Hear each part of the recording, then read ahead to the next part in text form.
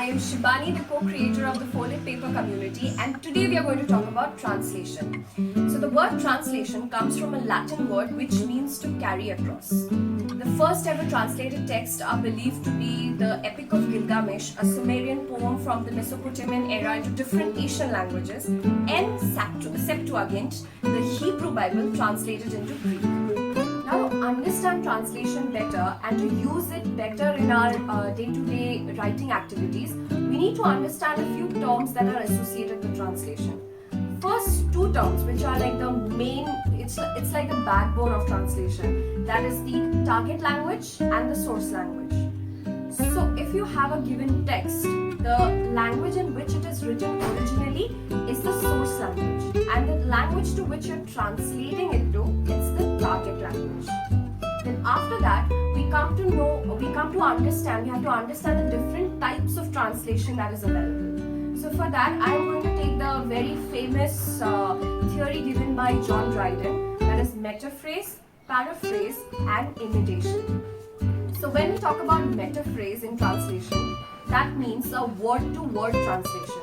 So the translator do not take any liberty with the content and form of the source text and translates it word by word into the target language.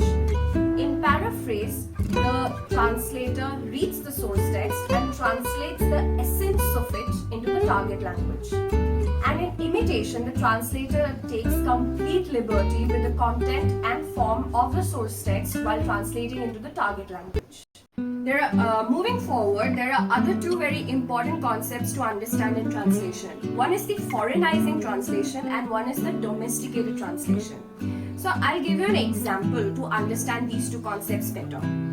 So for example, in Indian language, in Indian English, we have these kinds of words like chutney or bazaar, for which we might not have an English equivalent of it. So some translated texts retain these words as they were in the source text. That is what is known as a foreignizing translation.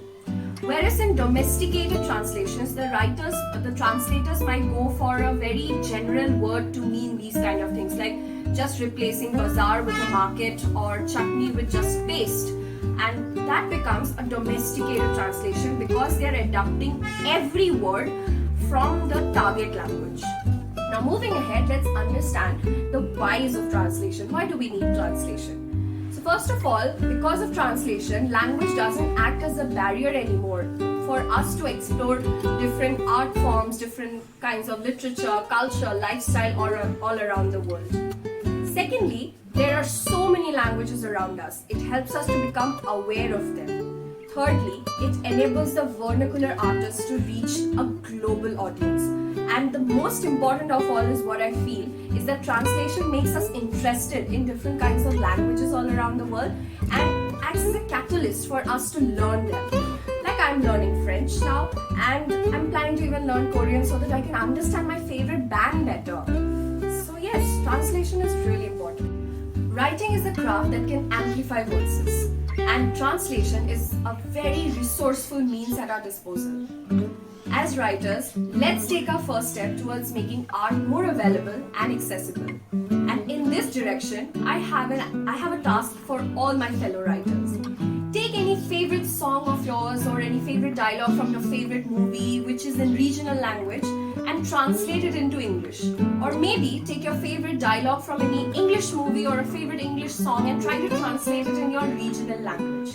And share it with the hashtag TFP Translation and tag the Folded Paper group. Excited to read all your works. Happy writing!